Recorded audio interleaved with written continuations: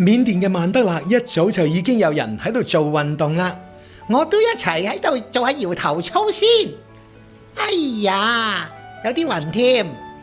對住條河做運動啊，心情特別輕鬆噶。呢條呢，就係藍色多瑙河啦。亂噏。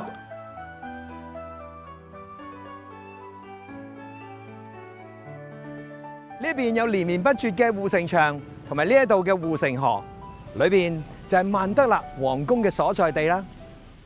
有排行啊，經過城門咧都要有一段路先至去到皇宮噶。哇，咁呢度咪好大咯！皇帝住嘅地方喎，梗係要有氣派噶啦。喺我哋嘅後邊就係皇宮啦，我哋去參見皇上啦。好啦，行啦，陛下。曼德勒皇宮有成160年嘅歷史噶啦，係緬甸最後一個王朝嘅皇宮。講咗咁耐，都唔見皇帝同皇后嘅。你啊，千祈唔好咁大聲添啊！佢哋兩個就喺我哋後邊啫。當時嘅國王就係敏東國王，而喺佢統治之下，就將個首都搬咗嚟曼德勒呢一個地方啦。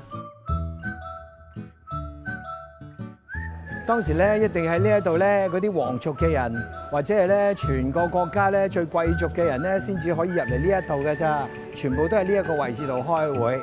咁後邊嗰度咧，後邊嗰度就犀利啦，嗰度係皇帝同埋皇后嘅寢室，即係邊度啊？即係佢瞓覺嘅地方。啊，睡房。呢一個皇宮其實喺第2次世界大戰嘅時候已經俾火燒毀啦，而家大家見到嘅都係重建嚟嘅。哇！真係唔知邊度係喎，梗係啦，呢度首成104間呢啲咁嘅屋仔，乜屋仔啊？呢啲間間都係宮殿嚟噶，其中有一間咧，我哋就會揾到呢一個皇帝同埋皇后瞓嘅龍床啦。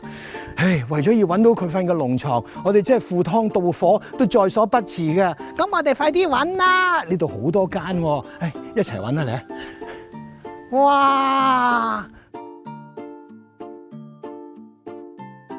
呢一度叫做 Central Palace， 亦都係皇宮嘅中心點嚟㗎。如果你嚟到呢一度嘅話，要見皇帝，可能皇帝選擇喺呢度見你都唔頂㗎噃。咁皇帝同皇后究竟喺邊度瞓嘅咧？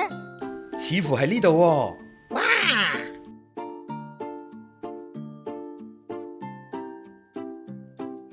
嚇！就係呢張床，夠邊個瞓啊？係喎，但係真係呢間房㗎咯喎。唔係呢張床係嘛？哦，我問清楚人啦，原來呢張床咧係俾國王喺開會之前休息下嘅啫。會唔會喺呢度啊？完全成功啊！你睇下，係啊，我哋咧終於揾到啦！你睇下 Golden Palace Cultural Museum 啊，喺呢個博物館裏邊一定會見到皇帝嗰啲着嘅衫啊，同埋仲有皇帝同皇后佢哋咧瞓嗰張龍床啊！我哋入去啦！耶